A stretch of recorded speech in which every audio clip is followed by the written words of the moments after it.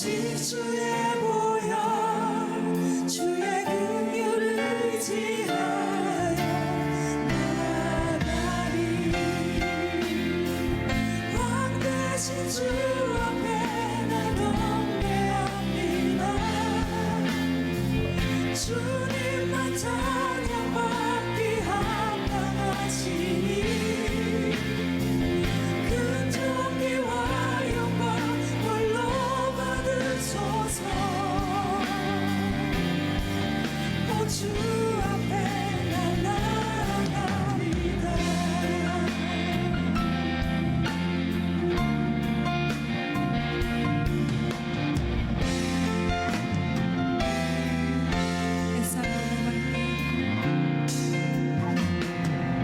햇살보다 밝게 빛나는 주의 영광 모든 어두움 물리치네. 누구도 주 앞에 다가설 수 없네. 주의 거룩한 보좌 앞에 오직 주의 보혈 주의 긍휼을 의지하여 나아가리. 왕 대신 주 앞에 나 경배합니다. 주님만 찬양받기 합당하시니 큰 존귀와 영광 홀로 받으소서. 오 주 앞에 나 나아갑니다. 왕 대신 주 앞에 나 경배합니다. 주님만 찬양받기 합당하시니 큰 존귀와 영광 홀로 받으소서. 오 주 앞에 나 나아갑니다. 왕 대신 주 앞에 왕 대신 주 앞에 나 경배합니다. 주님만 찬양받기 합당하시니 큰 존귀와 영광 홀로 받으소서. 오 주 앞에 나 나아갑니다. 오 주님 내가 나아갑니다. 오 주님 내가 나아갑니다.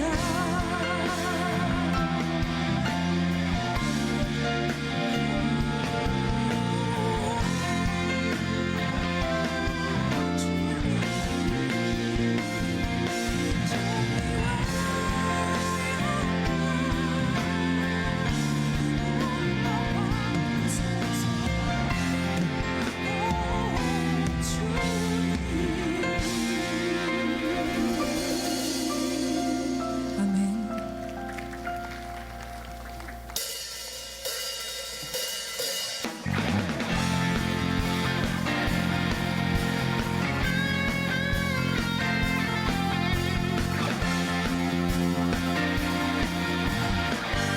주의 이름 송축하리.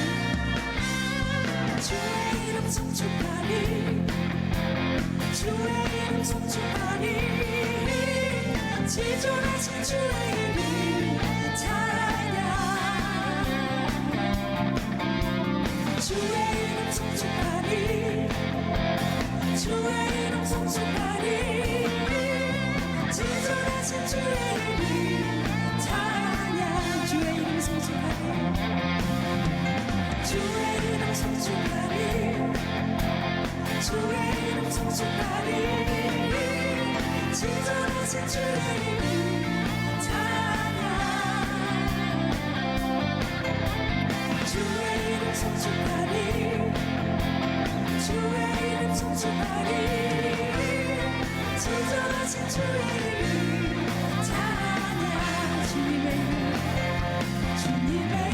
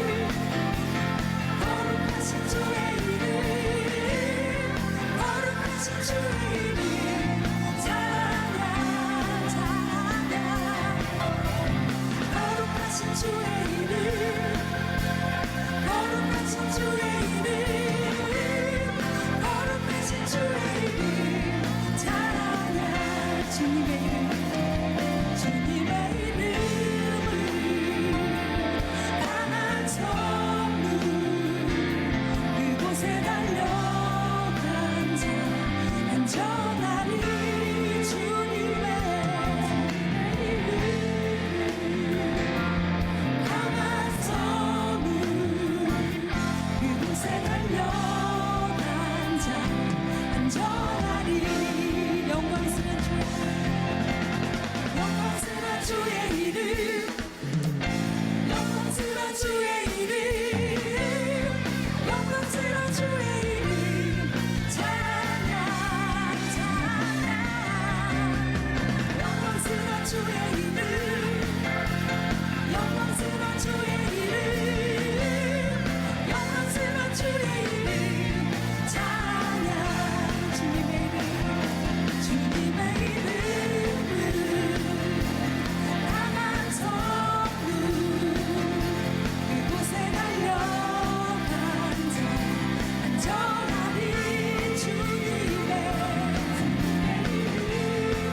이름은 강한 성문 그곳에 달려간 자 안전하리 주님의 이름은 주님의 이름은 강한 성문 그곳에 달려간 자 안전하리 주님의 이름은 강한 성문 그곳에 달려간 자 안전하리 주의 이름 성축하리 주의 이름 성축하리 주의 이름 성축하리 지존하신 주의 이름 찬양 찬양 주의 이름 성축하리 주의 이름 성축하리 지존하신 주의 이름 찬양 다시 한번 주의 이름 성축하리 주의 이름 성축하리 주의 이름 성축하리 지존하신 주의 이름 찬양 찬양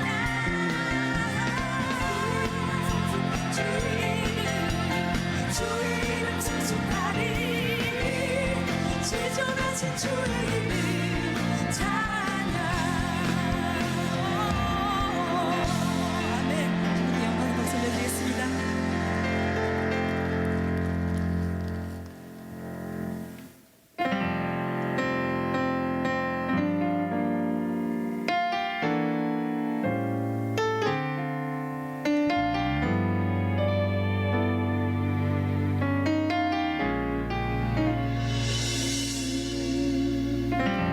참 고마운 친구 나의 예수님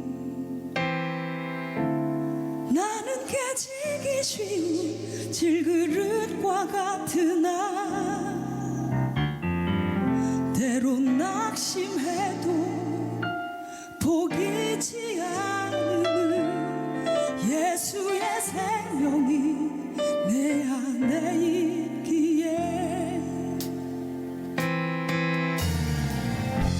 내 삶의 동행자 나의 예수님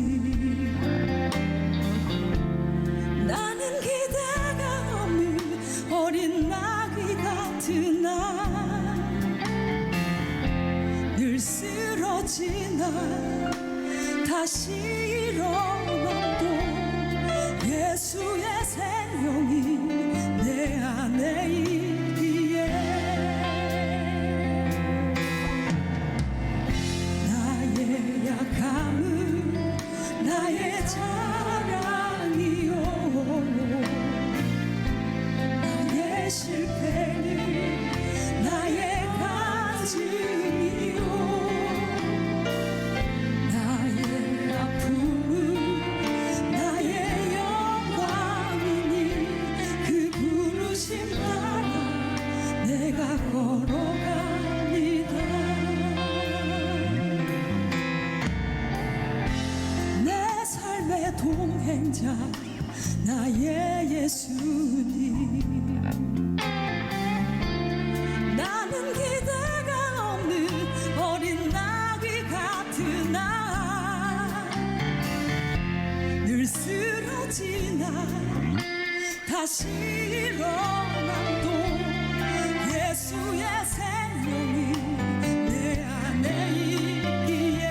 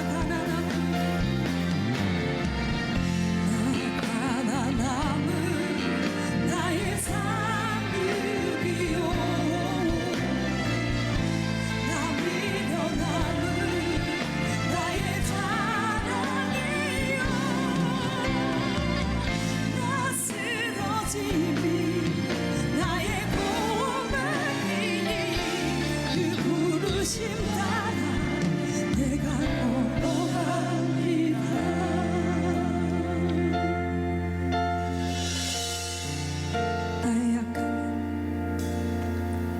나의 약함은 나의 자랑이요, 나의 실패는 나의 간증이요,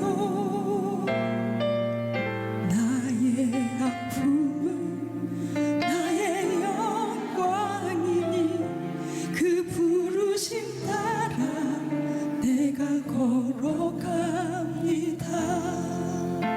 나 가난함은 나의 상급이요, 나 미련함은 나의 자랑이요, 나 쓰러지니 나의 고백이니 그 부르심 따라 내가 걸어갑니다. 나 부르심 따라 그 부르심 따라 그 부르심 따라 그 부르심 따라 그 부르심 따라 그 부르심 따라 내가 걸어갑니다.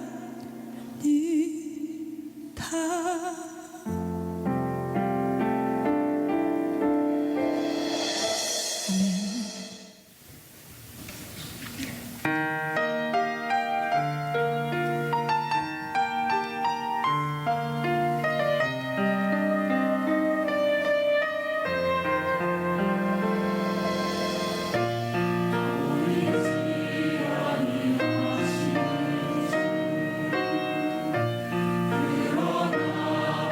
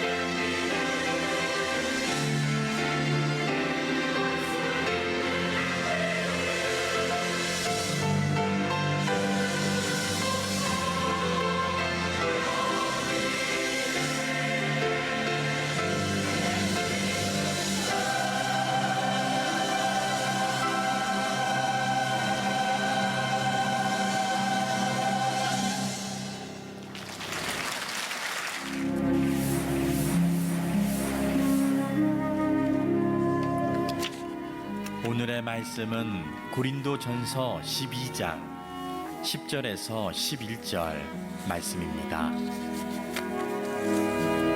어떤 사람에게는 능력 행함을, 어떤 사람에게는 예언함을, 어떤 사람에게는 영들 분별함을, 다른 사람에게는 각종 방언 말함을, 어떤 사람에게는 방언들 통역함을 주시나니 이 모든 일은 같은 한 성령이 행하사 그의 뜻대로 각 사람에게 나누어 주시는 것이니라. 아멘. 여러분도 가끔은 엉뚱한 상상을 해보실 때가 있을 텐데, 그 중에 나에게 딱 하루만이라도 초능력이 생긴다면 어떨까, 이런 생각을 한두 번쯤은 해보셨을 거라 생각합니다. 만약 여러분에게 하루 동안 하나의 초능력이 허락된다면 여러분 어떤 초능력을 선택하시고 또 그 초능력으로는 무엇을 하고 싶으십니까? 지난 2015년 취업 포털에서 직장인 400명에게 설문조사를 했습니다. 갖고 싶은 초능력이 뭐냐? 1위가 예지력, 2위가 순간이동, 3위가 독심술이 나왔습니다. 그 초능력으로 뭘 하고 싶냐? 직장인들에게 물었더니 1위가 로또 당첨 번호를 알아내서 나를 당첨시키고 싶다. 2위는 말하는 대로 모든 것이 이루어지게 하고 싶다. 그다음에 3위는 시간을 멈추게 하고 싶다. 이런 대답이었습니다. 여러분, 우리는 때때로 슈퍼맨처럼 아주 특별한 능력을 갖기를 원합니다. 그러면 남들보다 내가 더 위대한 사람이 될 수 있고 힘 있는 사람이 될 수 있다고 생각하기 때문에 그런 생각들을 하는 것 같습니다. 그런데 예수 믿는 교인들도 비슷한 것 같아요. 우리는 다른 신앙인보다는 내가 더 특별하기를 원해요. 그래서 보통 한국교회 교인들이 더 신비로운 신앙, 남이 없는 특별한 은사, 이런 것을 많이 구하고 소원합니다. 보통 사람들이 경험하지 않은 아주 특별한 체험, 이런 것을 내가 했으면 좋겠다, 이런 생각들을 한국 교인들이 많이 하죠. 그 중에 대표적인 게 뭐냐면 방언 기도예요. 지금도 우리 교인들 가운데는 방언 기도를 사모하는 분들이 굉장히 많습니다. 또 방언 기도를 정말로 이렇게 부러워하는 분도 참 많은 것 같아요. 근데 냉정하게 보면 이 방언 기도를 다 좋아하는 건 아니에요. 어떤 교회 가니까 방언 기도를 아예 교회에서 금지하는 교회도 있고, 또 방언 기도를 하면 교회를 나가라, 이렇게 얘기하는 교회도 있다고 해요. 한쪽에서는 교인들이 방언 기도를 사모하는데 또 다른 한쪽에서는 방언 기도 하지 말아라, 이렇게 금지까지 하는 교회가 있다고 해요. 방언 기도는 도대체 어떤 기도길래 이렇게 찬반 논란이 있으며 방언 기도는 어떻게 사용하는 것일까? 방언 기도가 뭘길래, 그리고 방언 기도가 주어진다면 어떻게 사용하는 것이 맞는가, 이런 얘기를 좀 하려고 해요. 성경 공부 시간이 아니니까 제가 성경에 충실한 얘기를 해야 되기 때문에 아주 조목조목 가르치진 못하지만 오늘 고린도전서에 나오는 12장부터 14장 3장의 이야기, 이게 사도 바울이 한 얘기예요. 그래서 거기에 특별히 방언이라는 주제가 나오기 때문에 이 방언 기도의 내용을 본문의 내용으로 여러분에게 좀 설명을 해드리도록 하겠습니다. 자, 방언은 언제 시작됐느냐? 이 방언이라는 것이, 방언 기도라는 것은 초대교회 마가의 다락방에 모인 120명의 성도들에게 성령이 임하지요. 그때 첫 번째로 나타난 표적이 성령에 이끌려서 많은 사람들이 방언 기도를 했어요. 그리고 이때부터 곳곳에서 성령이 임재하고 성령이 이끄는 방언 기도가 많이 나타납니다. 이 방언기도 말고도 초대교회는 여러 가지 은사가 많이 나타났어요. 뭐 병 고치는 은사, 예언하는 은사, 통역하는 은사, 많은 은사가 나타났는데 그 중에 가장 보편적으로 많이 나타났던 은사 중에 하나가 방언기도고, 이 방언기도가 아주 폭발적으로 일어났던 대표적인 교회가 고린도 교회예요. 그러니까 초대교회에 처음에 그 마가의 다락방에서부터 시작된 교회가 여기저기 막 교회가 이제 세워지고 부흥하면서 초대교회 많은 교회들 가운데 가장 방언 기도가 충만했던 교회를 꼽으라고 하면 고린도 교회예요. 이 고린도 교회는 사도 바울이 개척한 교회예요. 바울이 2차 전도 여행을 할 때 아테네에 가서 전도 여행을 하다가 실패를 합니다. 선교를 하다가. 아테네라고 하는 도시는 여러분 어떤 게 연상이 돼요? 가장 지적이고 철학적이고 이성적인 학문이 많은 도시가 아테네예요. 그래서 사람들이 인문학적 강의와 철학적 논리를 가지고 대화하고 토론하는 도시가 아테네였는데, 사도 바울은 자기가 많이 공부한 사람이기 때문에 논리가 있고 철학과 이성적인 얘기하는 사람들은 전도하기 쉬울 거라고 생각했어요. 그래서 아테네에 대해서 잔뜩 꿈을 가지고 가서 선교를 하고 전도를 했는데 의외로 처절하게 실패를 합니다.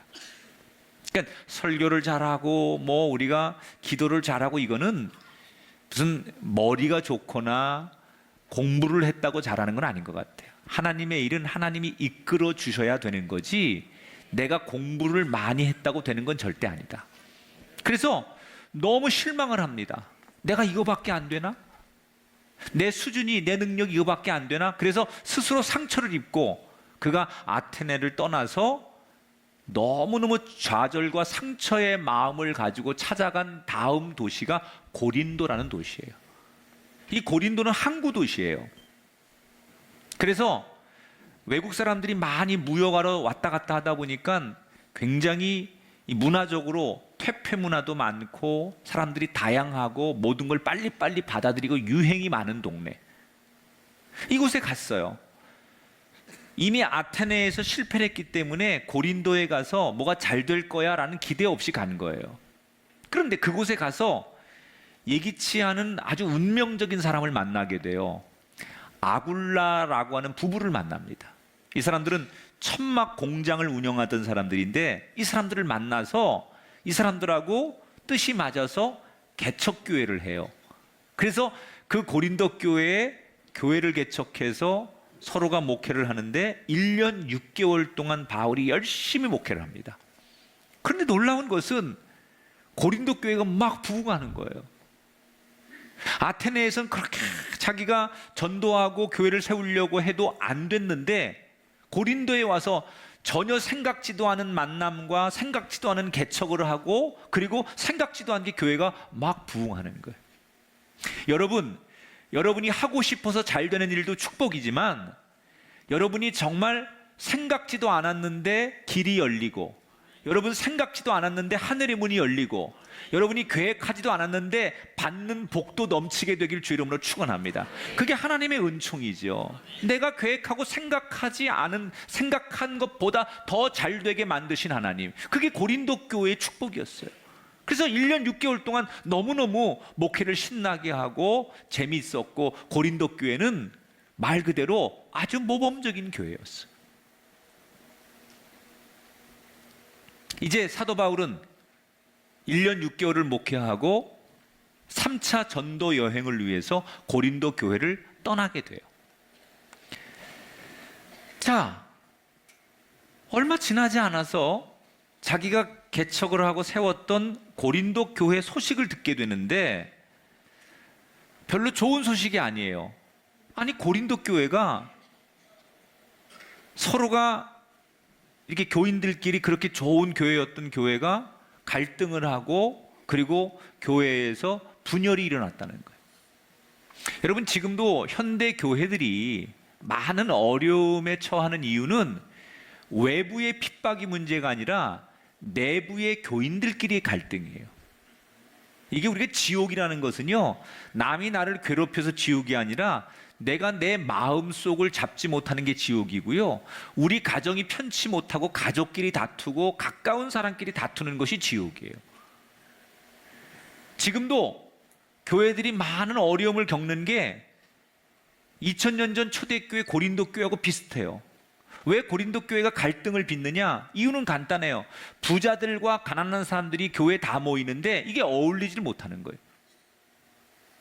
또 신앙적으로 보면 뭐 베드로파, 무슨 뭐 바울파 이렇게 자기가 좋아하는 목회자의 선호도가 너무 분명하다 보니까 팬클럽끼리 싸우는 거예요. 우리 목사님이 더 좋아. 아니야, 우리 목사님이 더 좋아. 그래서 같은 교회 안에서 목회자를 놓고 싸우는 거예요. 또 자유주의와 금욕주의, 보수주의와 개방주의 뭐 이런 거 가지고 교회 안에서 교인들끼리 충돌이 일어나요. 이게 지도자가 탁월하면 그런 문제를 잘 조율하고 그때그때마다 해결해 주는데 아마도 사도 바울이 떠나간 뒤에 탁월한 지도력이 발휘되지 않다 보니까 교회가 자꾸 시끄럽게 됐어요. 그런데 제일 심각한 문제가 뭐였냐면 은사가 나타나는데 이 은사를 해석하는 문제 때문에 교회가 갈등을 겪는 거예요. 당시 고린도 교회는 방언, 예언, 병 고치는 은사 뭐 굉장히 다양한 은사가 많이 나타났어요. 그런데 이 사람들이 자기가 받은 은사가 다 최고라는 거예요. 예언하는 사람은 하나님이 주신 최고의 은사가 예언이라고 하고 병 고치는 사람은 하늘의 은사 가운데 최고는 병 고치는 은사라고 그러고 방언 기도하는 사람은 무슨 소리냐고 방언으로 기도하는 게 최고의 은사라고 그러고 서로 싸우는 거예요. 특히 방언을 받은 교인들끼리 자기들끼리만 모여가지고 방언 받지 못한 교인들을 따돌리고 마치 구원받지 못한 성도처럼 하나님을 만나지 못한 성도처럼 그런 취급을 하는 거예요. 그러니까 무시를 당하는 방언 받지 못한 다른 은사를 받은 사람들이 상처를 입어서 방언 받은 그룹과 방언 받지 못한 그룹 간의 은사 문제로 인해서 교회가 갈라지기 시작해요. 이 소식을 들은 바울이 그 고린도 교회를 바로 세우기 위해서 가는 데는 너무 시간이 많이 걸리고 자기 일정이 있으니까 갈 수는 없고 급하게 편지를 씁니다. 그래서 고린도 교회에게 자기의 이야기를 고린도 교회에게 전하는데 그 전한 첫 번째 편지가 고린도 전서예요. 이 편지에 특히 방언 기도로 은사 문제로 갈등을 겪는 교회에게 바울이 방언 기도는 어떤 것이다, 그리고 어떻게 이 방언 기도를 사용해야 된다라고 하는 아주 기본적인 이야기를 편지에 써서 보내죠. 자, 12장 7절부터 11절 요약한 내용을 화면을 통해서 읽어보겠습니다. 시작. 각 사람에게 성령을 나타내심은 유익하게 하려 하심이라. 어떤 사람에게는 능력 행함을, 다른 사람에게는 각종 방언 말함을 주시나니 이 모든 일은 같은 한 성령이 행하사 그의 뜻대로 각 사람에게 나누어 주시는 것이니라. 여러분, 하나님이 주시는 은사가 다양해요. 뭐 지혜의 은사, 지식의 은사, 뭐 예언의 은사, 많은 은사가 있는데 그 은사는 누가 주시는 거예요? 성령님이 주시는 거예요. 방언의 은사는 누가 주는 거예요? 여러분에게 성령님이 주시는 거예요. 우리가 한 가지 방언 기도를 하는 사람들이 꼭 기억하고 방언 기도해야 되는 것은 내가 아주 특별하고 출중하고 기도를 많이 하고 남들보다 믿음이 좋기 때문에 내가 아주 은혜스럽기 때문에 하나님이 나한테만 방언 기도의 은사를 주시는 게 아니에요. 내가 뭔가를 잘해서 내가 뭔가 능력이 있어서 탁월해서 남들보다 우월하기 때문에 방언의 은사를 받거나 그 밖에 다른 은사를 받는 게 아니라는 거예요. 모든 은사는 하나님이 우리에게 주시는 선물이에요. 그런데 하나님이 그 선물을 각각 그 사람의 능력과 그 사람이 감당할 수 있는 것과 그 사람의 처지에 따라서 다르게 주는 거예요. 그러니까 우리가 방언 기도를 받았을 때 그것은 내가 무슨 뭐 굉장히 마치 다른 종교에서 했던 것처럼 고행을 하거나 내 종교적 특심과 열심이 있어서 내가 특혜를 받았기 때문에 우월하기 때문에 받은 은사가 아니라 하나님이 나한테 맞는다고 생각하니까 주시는 선물이라는 거예요. 그게 방언이에요. 그런데 오늘 성경에 뭐라고 사도 바울이 말하느냐? 왜 하나님이 각자에게 다양한 은사를 주시느냐 그러면 누구에게 방언 기도를 주시고 누구에게는 안 주느냐? 그 목적은 따라합시다. 유익을 위해서입니다. 신앙에 유익을 주기 위해서, 교회 공동체 유익을 주기 위해서 하나님께 유익이 되도록 은사를 주셨다는 거예요. 그러니까 방언 기도를 주신 이유는 주신 분이 유익에 쓰라고 그 방언 기도를 주셨다는 거예요. 그런데 지금 고린도 교회는 유익을 위해서 쓰라고 준 방언 기도를 가지고 당파를 짓고 네 편 내 편을 만들고 사람을 무시하고 이것 가지고 사람을 업신여기고 그래서 그룹을 만들어 가지고 교회가 갈등을 일으켰다는 거예요. 이건 방언이라고 하는 은사를 주신 하나님의 의도와는 전혀 다르게 하나님의 뜻을 전혀 모르고 이 은사를 받아서 누리는 사람들의 모습이라는 거예요. 저는 이 바울의 권면이 지금도 필요하다고 생각해요. 혹시 이 자리에 방언 기도를 하시는 분이 계시다면, 또 방언 기도를 사모하고 계신 분이 계시다면 반드시 우리가 기억해야 될 방언 기도의 첫 번째 원리가 뭐냐? 방언을 하든 못하든 나한테 그런 은사를 주신 하나님의 뜻을 기억하는 게 먼저라는 거예요. 내 입에서 방언으로 막 기도하는 게 중요한 게 아니라 이렇게 이런 것을 나에게 주신 그 하나님의 뜻이 무엇일까를 기억하는 게 방언 기도의 출발이라는 거예요. 내가 잘해서 받은 것이 아니라 하나님께서 뜻이 있어서 주신 것이라는 거예요. 그러므로 이것이 나를 자랑하는 수단이 돼서는 안 된다는 거예요. 마치 이건 굉장히 교회에서 아주 특별한 사람만, 은혜를 입은 사람만, 심지어 구원받은 사람만 누릴 수 있는 거라고 생각하고 이것을 자랑해서는 이건 방언 기도의 취지를 잘못 이해하는 거예요. 하나님의 뜻에 맞게 쓰려면 어떻게 해야 될까? 이걸 고민하면서 이 방언 기도를 드려야만 방언 기도의 취지대로 기도하는 것이다. 주신 분의 선물을 주신 분의 뜻을 기억하는 것. 조선시대에 중종이라는 왕 때 반석평이라고 하는 사람이 살았어요.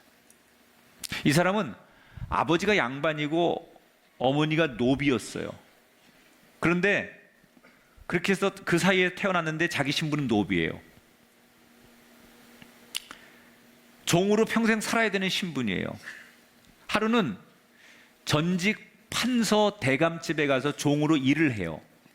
판서는 지금으로 말하면 장관쯤 됩니다. 그런데 워낙 성실하고 똑똑하니까 그 판서 대감이 이렇게 보고서 너무 괜찮으니까 글을 좀 가르쳐 봅니다. 그런데 너무 머리가 좋고 똑똑해. 아까운 거야.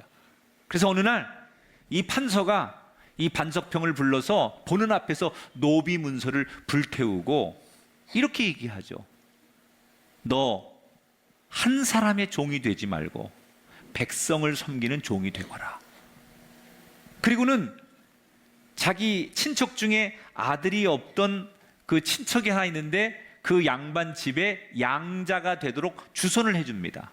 그래서 반석평은 그 자기 주인이 노비 문서를 태우고 자기 신분을 양반의 양자가 되게 만들어서 어느 날 하루아침에 양반이 된 거예요. 열심히 공부해가지고 과거 시험에 합격을 합니다. 출세길이 열리고 이제는 떳떳하게 살 수 있는 길이 열렸습니다. 그런데 그는 자기에게 노비로부터 자유를 주고 자기를 이렇게 여기까지 만들어준 그 주인의 뜻을, 그 주인이 남긴 말을 늘 기억하며 실력이 있고 능력이 있지만 조선시대 가장 청렴한 사람들의 대표적인 호칭인 청백리로 돈과 관직의 욕심을 내지 않고 아주 정말 선비의 길을 걸어서 평생을 갑니다. 그런 그를 나라가 알아채고 나중에 형조판서로 임명하지요. 형조판서는 지금으로 말하면 법무부 장관입니다. 그래서 그는 정말 최고의 지위를 얻게 돼요. 형조판서가 된 어느 날 이 반석평이 가마를 타고 길을 가다가 길가에 한 허름한 한 사람이 고개를 숙이고 앉아있는 모습을 보고 깜짝 놀라서 가마에서 뛰어내려 그 앞에 큰 절을 하고 울기 시작합니다. 이 사람이 누구냐? 자기의 노비 문서를 불태운 그 대감님의 아들이에요.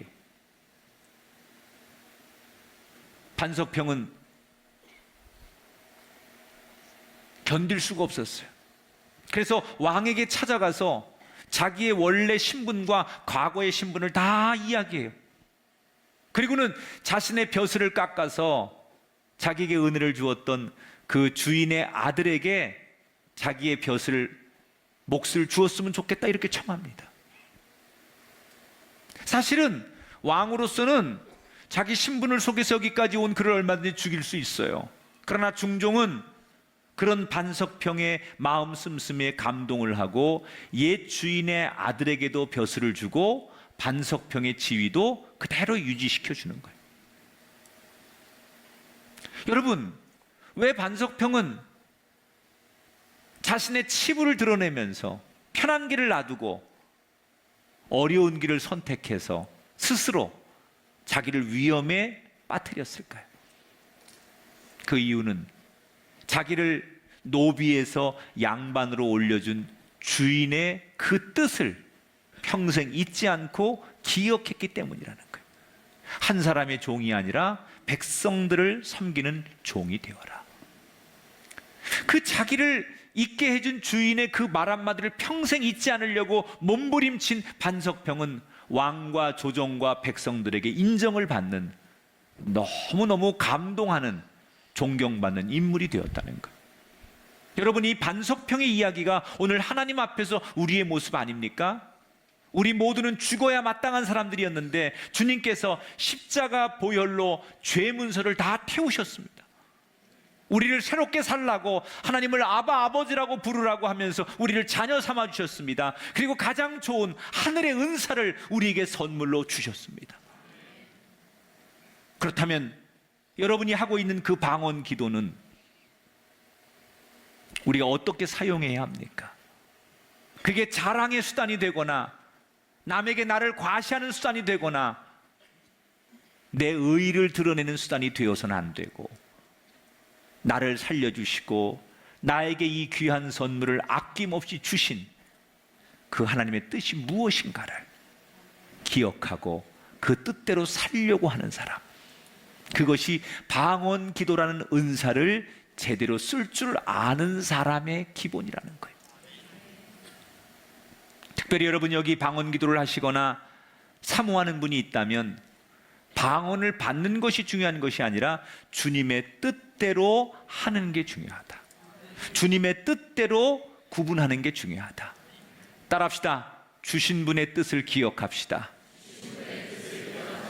그런 기도를 드리는 저와 여러분 되기를 주의 이름으로 축원합니다. 자, 주신 분의 뜻을 기억하라라는 말씀을 전한 바울은 고린도전서 13장으로 넘어가면 우리가 잘 아는 사랑장을 이야기하죠. 사랑은 언제나 오래 참고 사랑은 언제나 온유하며, 이 유명한 이 사랑장을 편지에 써서 보내는 거예요. 이 취지는 방언 기도를 얘기하다가 어떤 은사를 우리가 가지고 있고 방언으로 기도한다 할지라도 그 속에 사랑이 없으면 아무 소용없다는 거예요.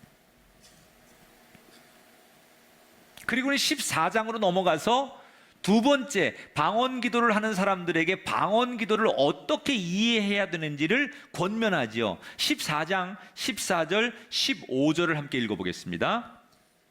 내가 만일 방언으로 기도하면 나의 영이 기도하거니와 나의 마음은 열매를 맺지 못하리라. 그러면 어떻게 할까? 내가 영으로 기도하고 또 마음으로 기도하리라. 자, 방언으로 기도한다는 것은 내 영이 하나님과 직접 기도하는 거예요. 그런데 사도 바울이 뭐라고 말하냐? 내가 하나님 앞에 직접 기도할 수 있는 그런 영적인 충만함이 있다 할지라도 정작 깨닫지 못하고 삶이 변화되지 못하면 무슨 소용이 있냐 이 말이에요.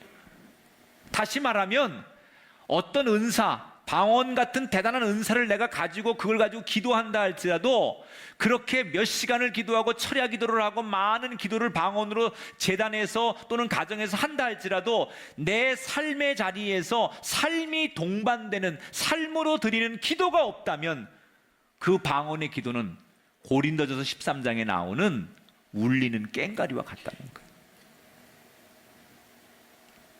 방언 기도를 하는 사람들이 꼭 기억해야 될 두 번째 원리가 여기 있어요. 따라하세요. 삶으로 기도하고 삶으로 예배해야 합니다.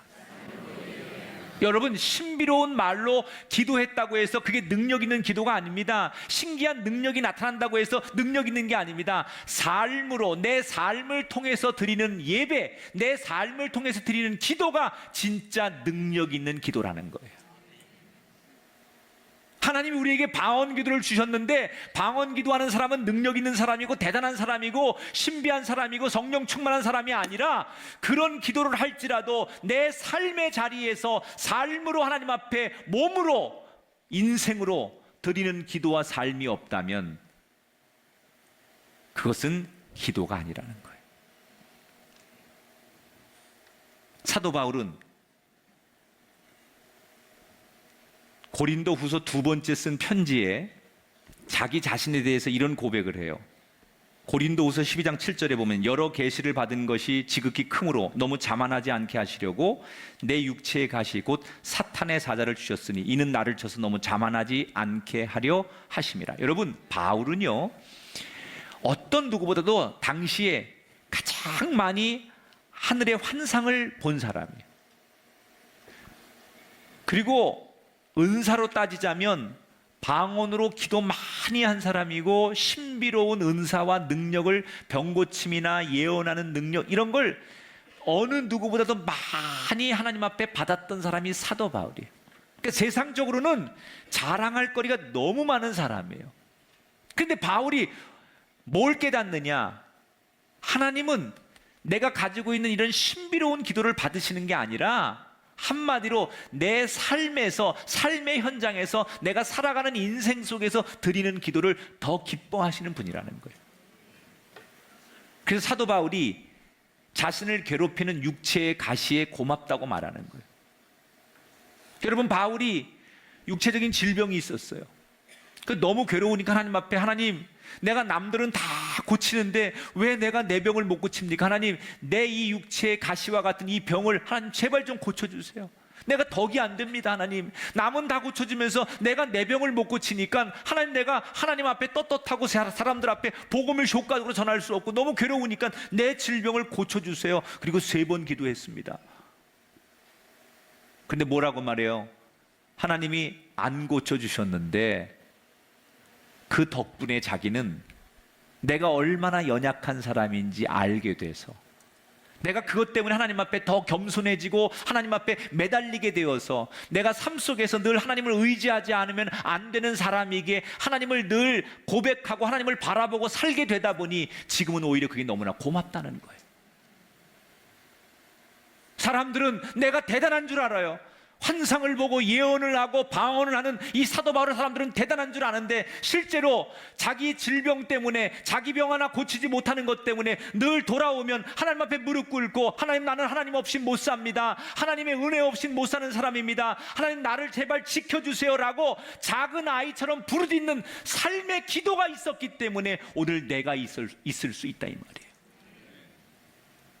하나님은 신비로운 아주 특별한 기도를 원하시는 게 아니에요.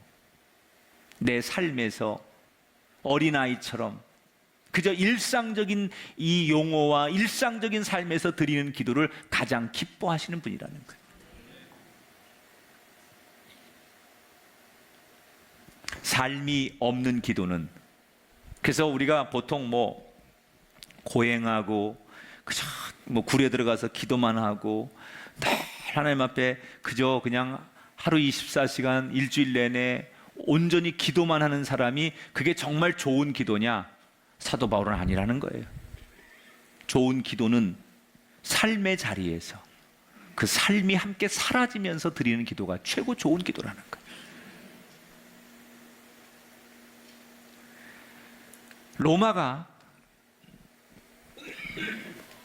초대교회 교인들을 아주 박해를 할 때 주후 251년쯤이에요. 로마 전국에 전염병이 돈 적이 있었어요. 이 병이 급속도로 전염이 되면서 많은 환자들이 생기고 거리에는 시체들이 날마다 줄비하게 쌓이기 시작합니다.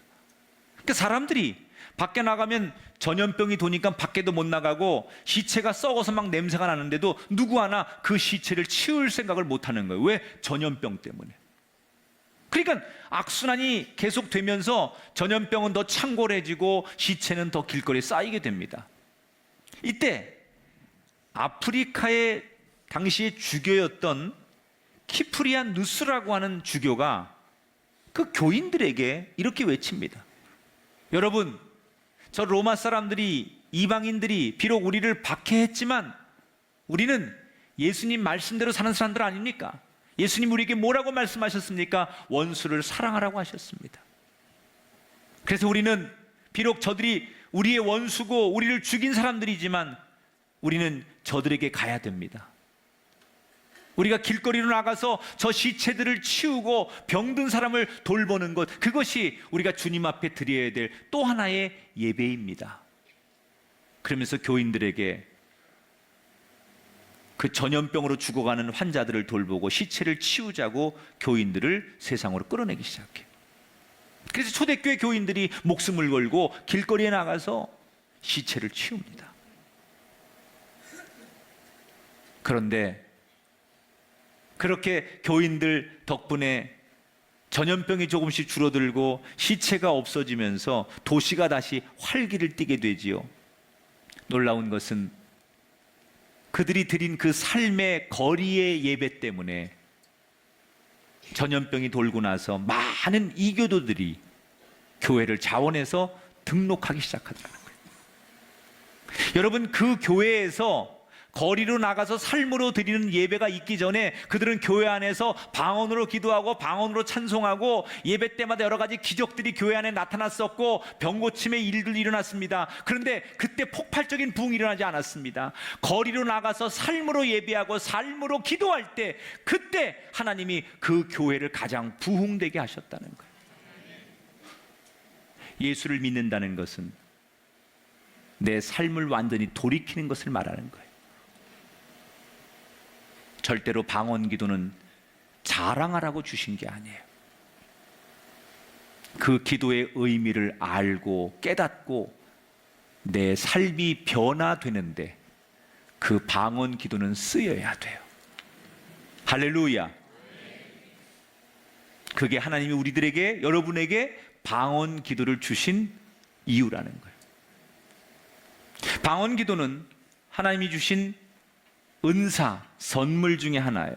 저는 우리 교인들이 정말 이런 은사를 사모하셔서 기도할 때 열심히 방언으로도 기도하고 그런 은사가 충만하게 교인들마다 넘쳐나게 되기를 축복합니다. 그러나 혹시 이 방언 기도를 하시는 분들이 잘 알고 써야 그것이 유익한 선물이 되듯이 방언 기도가 뭐고 이 방언 기도의 의미가 어떤 것인지를 알아야 됩니다. 두 가지를 기억하세요. 주신 분의 뜻을 기억하고 그 뜻대로 기도하자.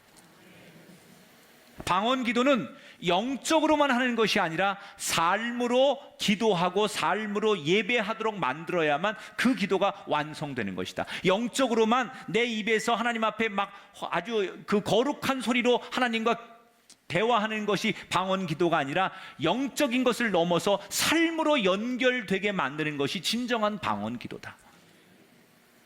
이 선물을 잘 쓰셔서 우리 꿈의 교회 성도들 모두는 하나님을 기쁘시게 해드리는 아름다운 하나님의 백성들이 되시기를 주님의 이름으로 축원합니다.